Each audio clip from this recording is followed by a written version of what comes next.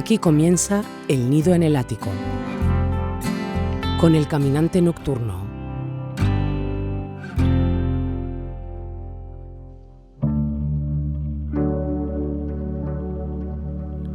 Hay rostros que se quedan grabados en la memoria de un país, no solo por su belleza, sino por la verdad que emanan de sus ojos y sobre todo de su voz propia.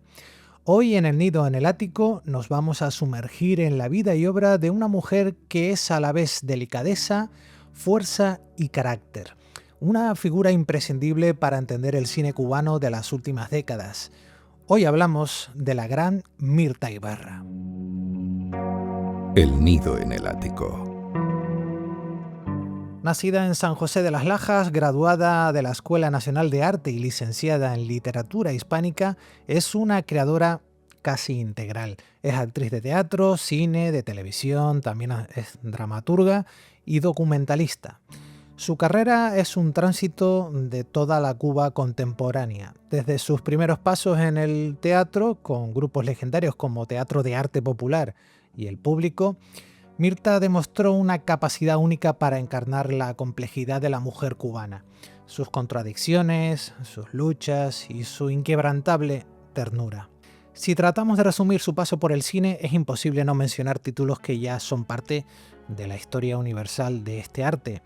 Hasta cierto punto, en 1983, donde nos regaló una interpretación cruda y necesaria sobre el machismo y las barreras sociales. Fresa y chocolate en 1993, la película que puso a Cuba en el radar de los Oscars, donde Mirta interpretó a Nancy, ese personaje luminoso y a la vez herido que busca amor en medio de la incomprensión. También Adorables mentiras de 1992, anterior, una muestra de su registro para la comedia inteligente y también la sátira social. Pero Mirta fue más que una musa, fue la compañera de vida y de creación del gran director Tomás Gutiérrez Alea, alias Titón. Juntos formaron un binomio artístico donde la crítica social y la estética caminaban de la mano. En años más recientes, Mirta ha volcado toda su energía en preservar la memoria, como documentalista sobre todo, con Titón de La Habana a Guantanamera, y como dramaturga también, con obras como Obsesión, donde ha demostrado que su voz es necesaria detrás de las cámaras y sobre el papel, tanto como lo es frente a los focos. Mirta Ibarra no es solo una actriz de culto, es una intelectual que ha sabido madurar con la dignidad de quien sabe que ha hecho un trabajo bien hecho, representando a una nación en sus momentos más luminosos, pero también en sus sombras más profundas. Hoy, con nosotros, hablamos con Mirta Ibarra.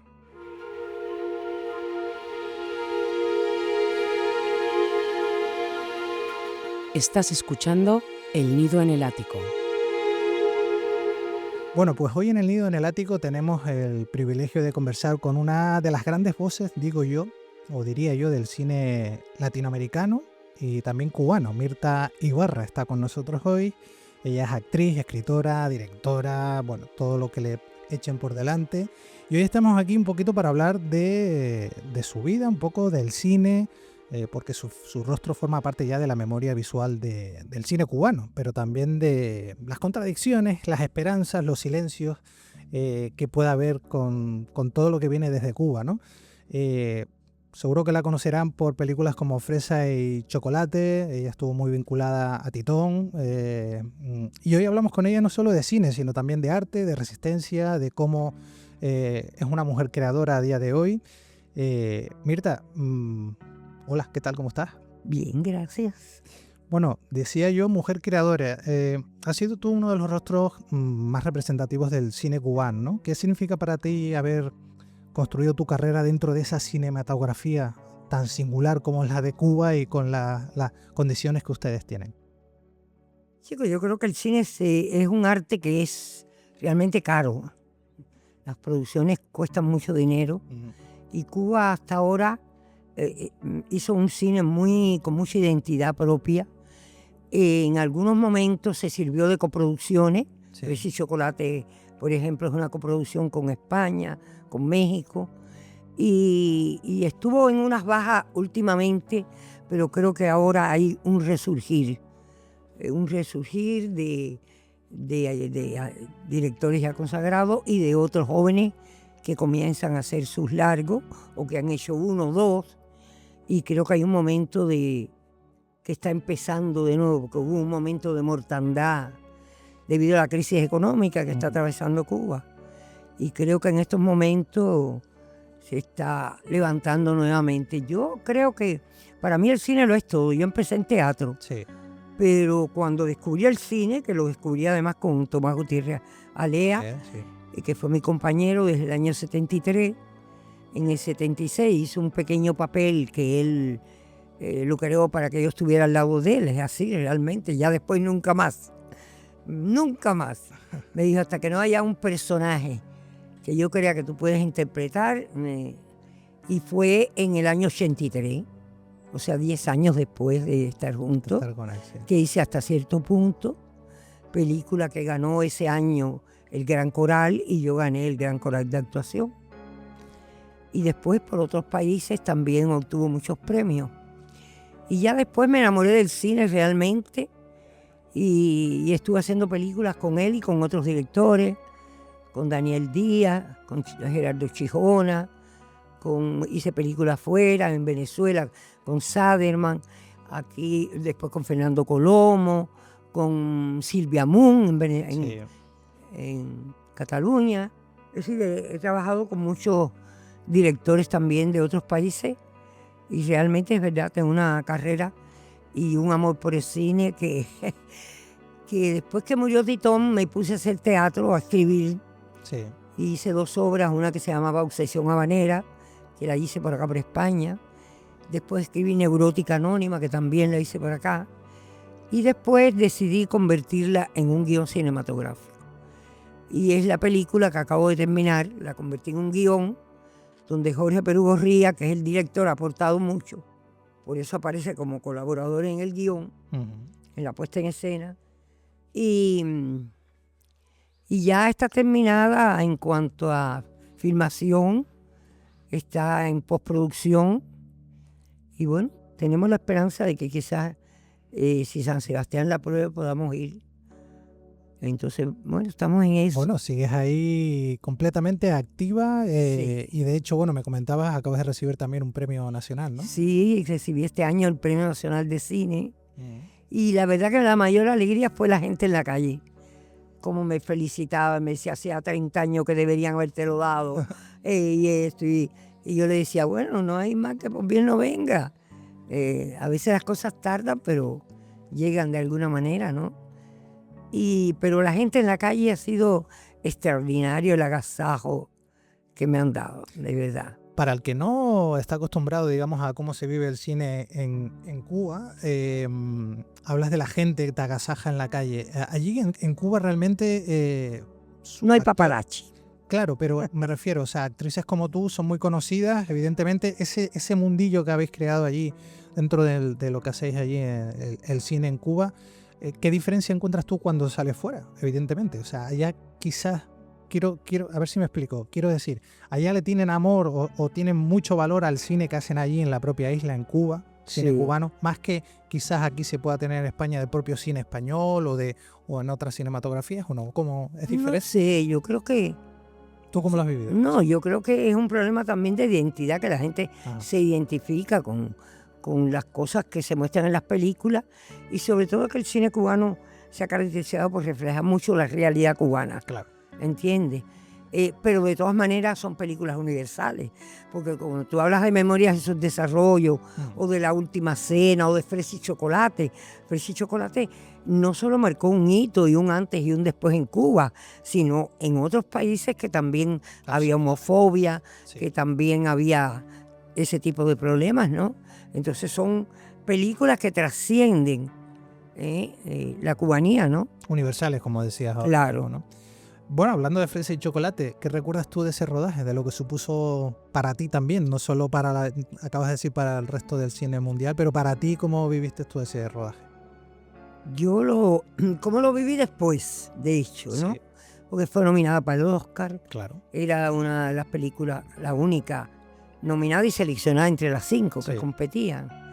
Y además fue muy interesante porque cuando ya íbamos en la limusina para la premiación, ya sabíamos que no nos iban a dar el premio. Ah, ¿y eso cómo fue? ¿Se Bueno, enteraron? porque eso fue una maniobra, tengo que decirlo así. Sí, sí. A nosotros nos llevaba Miramax Film y la película de Nikita la llevaba la Sony. Entonces, por obligación tenían que mandarle a todo el jurado los videos a las casas para que porque la gente no se mueve a ir al cine. Entonces, todas las personas que habían visto las 4 películas y les faltaba la de Nikita, se hicieron 2 funciones en un teatro y todo el que no pudo ir, que ya había visto las otras 4, pero que estaba por la película de Nikita, pues fue a esos cines. La demás gente que no pudo ir, les faltaba una película para votar. Entonces, la propia chica nos dijo, no vamos a ganar. No vamos a ganar. Bueno, pero ¿cómo viste? Ibas de camino a la premiación, decías en la limusina. Muy feliz, la verdad. Fue todo un acontecimiento estar con las grandes estrellas, al lado de las grandes estrellas. Tengo un admirado siempre, ¿entiendes? Se queda uno con eso realmente como un privilegio, ¿no? ¿Y en Cuba cómo impactó Fresa y Chocolate? Porque has hablado de fuera también y tal, pero en Cuba ha sido un referente, porque bueno, de hecho el café 10 minutos. por fuera del ICAI... 10 minutos en el Carlos Marx, que tiene 5.000 butacas aplaudiendo la película. O sea, fue un acontecimiento increíble. Mucha gente cree que se sintió allí liberada cuando vio esa película. Claro que sí, por supuesto. Y ya por eso poseemos el matrimonio gay. Yo creo que esa es una de las tantas cosas que hemos ganado con Fresa y Chocolate. Se lo debemos. Tu mirada siempre ha sido muy comprometida también y profunda con todo lo que has hecho. ¿Tú eliges los proyectos, lo que vas a hacer o también esperas que te tengan en cuenta para cualquier historia? O sea, no, a mí me han tenido en cuenta para otras películas que he rechazado. 2 películas que lamenté rechazar porque son 2 directores que yo adoro. Uno era Fernando Pérez y otro era Juan Carlos Tavío.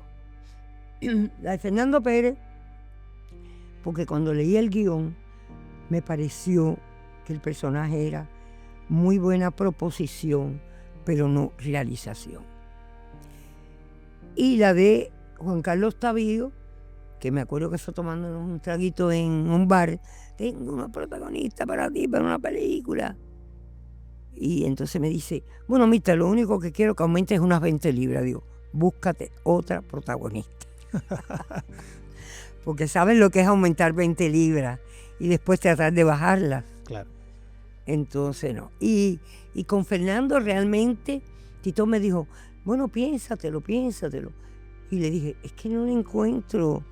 Entonces Fernando vino, se me salían las lágrimas de... A ver, No te lo estoy hablando como una metáfora, Sí, sí. sino realmente cuando le dije que no y él me dijo, no importa, cualquiera que lo haga, yo te voy a ver a ti.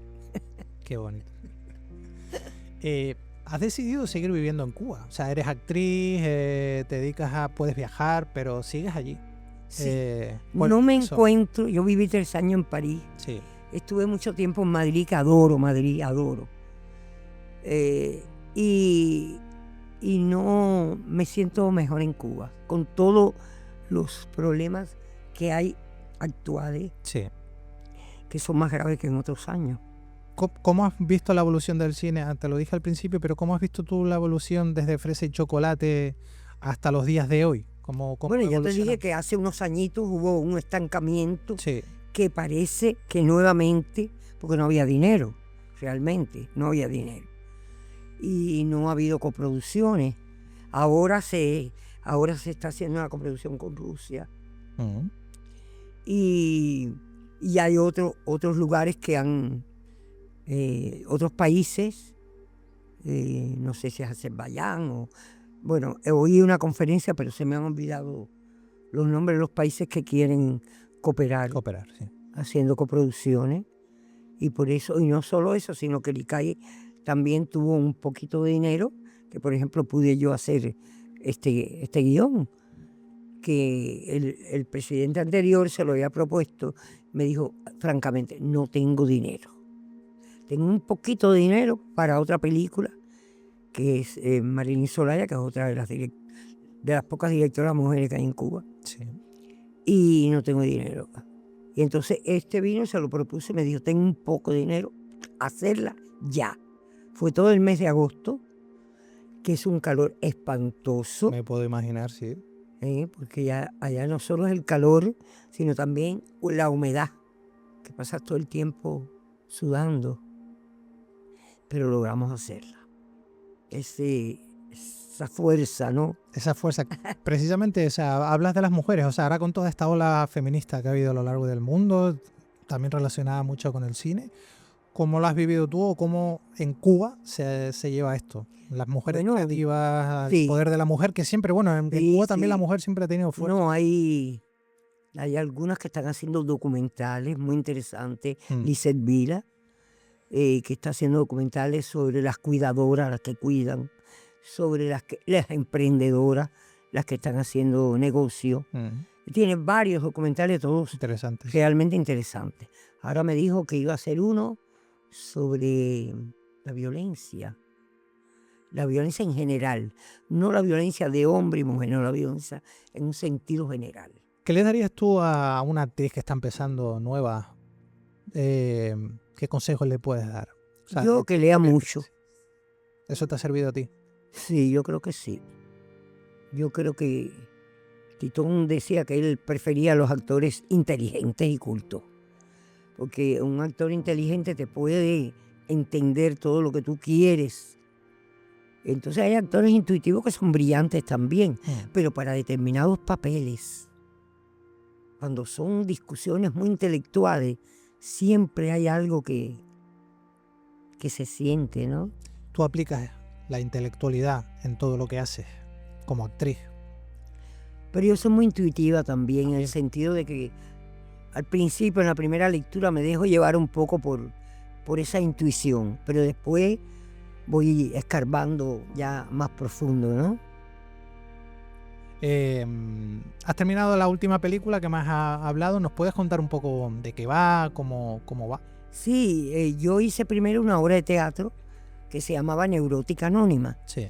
Y esto es muy interesante porque todo el mundo cree que yo me he inventado los neuróticos anónimos. No, yo un día iba ido al teatro y cogí un atajo frente a una iglesia y leí un cartel que decía Alcohólicos Anónimos, Neuróticos Anónimos. Entonces entré y le pregunté al padre, ¿hay neuróticos anónimos? Y me dijo, sí, miesta, váyase a La Habana Vieja, porque aquí son los alcohólicos. Me fui, entré en la sesión, me senté como una neurótica más a escuchar la charla. Y cuando salí me senté con la señora en el parque y estuvimos conversando mucho. Una de las cosas, me dijo muchísimas cosas, pero una de las cosas que me dijo es que cuando hay un alcohólico en la casa siempre hay un neurótico, porque casi siempre ese neurótico la coge. Entonces, en el caso mío, que mi marido en la obra es alcohólico, yo soy la neurótica. ¿Entiendes? Claro. Entonces, pero lo fundamental de la película trata del cine, salvar el cine a toda costa. Porque los cines están desapareciendo. En Cuba también. La Habana era una de las ciudades que más cines tenía, más que Nueva York, más que París, vaya, yo he oído las cifras por barrio y realmente hay tantos cines cerrados. Entonces la película es esa, la lucha porque los cines no se cierren. ¿A través de la visión de una neurótica y un alcohólico? Sí, de una neurótica que es acomodadora en un cine. Ah, qué curioso. ¿Has tenido, o sea, digamos, sacar los proyectos allá es muy complicado, o sea, en ese sentido, o sea, tanto teatro como en cine? Teatro no es tan complicado. ¿Allí va mucho la gente al teatro? Sí, ahora mismo yo acabé de ver Pareja Abierta de Darío Fo y Franján, una versión más cercana a nosotros con los problemas. Y fue una puesta en escena y los actores estaban brillantes. El cine a tope, que no cabía la gente. Sí. Tuvieron que poner sillas.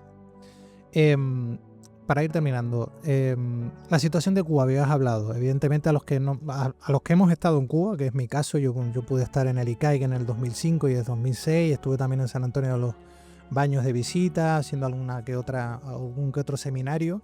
Yo me quedé enamorado de lo que vi allí Sobre todo porque yo acudí a la muestra que se hace todos los febreros, básicamente de nuevos realizadores, que lo hacen allí en el Vedado, casi siempre en el Cine Chaplin, enfrente del ICAIC. Y yo como joven, por aquel entonces, con 20 años, me quedé fascinado con lo que traían los chicos y las chicas los chicos y chicas de otras partes de la isla, ¿no? Venían a exponer sus trabajos y me quedé impresionado por todo lo que allí hacían. Y me vine para Tenerife Sí, y empecé a en hacer la escuela de cine están haciendo los cortos de graduación. Ajá. Y es muy interesante. Yo hice uno hace años con un muchacho español, Hatten Kreischer. Ajá. Sí. Lo que quiero decir, con la situación que ahora viven allí, que es más complicada quizás, ¿cómo vive un artista ahora en Cuba? No, la situación la más complicada es el problema de la electricidad. Ok. Que hay unos cortes de electricidad de muchas horas y eso dificulta el trabajo en computación, Claro. el trabajo en la casa, ¿entiendes? Porque lo mismo puede haber un apagón de día que de noche y es una situación de verdad energética difícil que estamos atravesando en estos momentos. Has dicho que estás escribiendo algo, pero ¿qué historia te gustaría contar que no hayas contado hasta ahora? Bueno, pues ahora es otro giro, porque es una Te tienes que ir comedia, reinventando, ¿no? una comedia con crimen y todo eso. Sí. Tú te sientes bien también en el humor, ¿no? Porque Sí, tienes mucho humor. O sea, este tiene humor, tiene humor. y Sí. el humor para ti dentro del cine o del teatro, ¿cómo se interpreta? Porque hay mucha gente que dice, bueno, las películas de comedia, pues bueno, quizás siempre no están tan en lo alto. No, porque la gente no lo valora. Pero ¿cómo Y el valoras humor, la y comedia? el humor realmente es muy importante. Yo me acuerdo que Titón decía, qué triste las personas que no tienen humor. Qué tristes son. Totalmente. Y Titón usó en sus películas todo tipo de humor, el humor irónico, el sardónico, la comedia, las sutilezas, ironía, todo en las películas. Y yo recuerdo que yo no sabía que yo podía hacer comedia. Fue en una obra de teatro que yo hice, que inclusive gané el premio con esa obra, porque yo tenía ya 30 y pico de años, yo hacía una muchacha de 19, 18 de bachillerato. Y entonces estaban el director y los asistentes viendo el ensayo y empiezan a carcajadas. Y entonces yo paro y le digo, ¿de qué se ríen? Dice, de ti. Y digo, ¿pero cómo? Dice, es que estás muy simpática. Y entonces me di cuenta, ahí en ese momento, que sí, que podía hacer comedia, porque lo mío era el drama. Lo mío era el drama. Qué bueno. Yo había hecho Juana de Arco, la Alondra de Jean Anouilh, el francés, Sí. y yo había hecho cosas dramáticas. Y de pronto, con ese personaje, que era una puesta en escena increíble, porque lo hicimos en el Teatro Mella, que es un teatro muy grande, y se metió una moto grande, y yo me iba con un hombre mayor, con una truza bajo el uniforme, y me escapaba, me escapaba con ese hombre para la playa. Y en un momento determinado, ella cada vez que buscaba algo, vaciaba el bolso en el teatro. Y cada vez que yo vaciaba el bolso para buscar algo, el teatro entero se venía abajo de la Qué risa. bueno, qué sensación esa como actriz. Sí. Y para la gente que no conozca a Titón, evidentemente que no esté familiarizado con el cine cubano, ¿cómo definirías tú a Titón para toda esa gente que no conoce su obra, su legado allí, ¿no? En Cuba? Bueno, yo creo que Titón es uno de los intelectuales más importantes, no solo de Cuba, sino de Iberoamérica. Y en Memoria de sus desarrollos está seleccionada entre las 100 mejores películas a nivel mundial, por críticos, por cinematecas, por una encuesta que se hizo. Y yo creo que de verdad es un intelectual brillante y que ha legado una filmografía que ha trascendido, que es lo importante de Titón. Titón como que se proyectaba al futuro, ¿eh? Por eso es que las obras las ves ahora y como si estuvieran hechas ayer mismo, ¿no? Estamos en Canarias, en Tenerife concretamente. Las raíces con Canarias, ¿cómo las vives o cómo te sientes aquí? Yo muy bien, aquí hice Mararía además con Antonio Betancourt, Exactamente, sí. así que me siento bien porque la gente habla como uno. ¿Tú eres canario? Bueno, tú hablas como yo. Entonces, como que uno a veces me dice, pero tú eres canaria, me ha dicho alguien. Tú no eres cubana, tú eres canaria. Y yo, no, yo soy cubana. Aquí, Aquí muchas veces... aquí, Claro, se parece mucho. aquí me han dicho. Y yo, no soy canaria. Es que tú hablas como los canarios. Pues igual. Pues Mirta, acabamos aquí. Muchas gracias por dejarnos estos minutitos con tu voz y con tu sabiduría y con todo lo que desprendes. Y encantado de tenerte aquí en El Nido en el Ático, en este podcast, que es todo un lujo tenerte por aquí. Bueno, muchas gracias. Lo he pasado muy bien.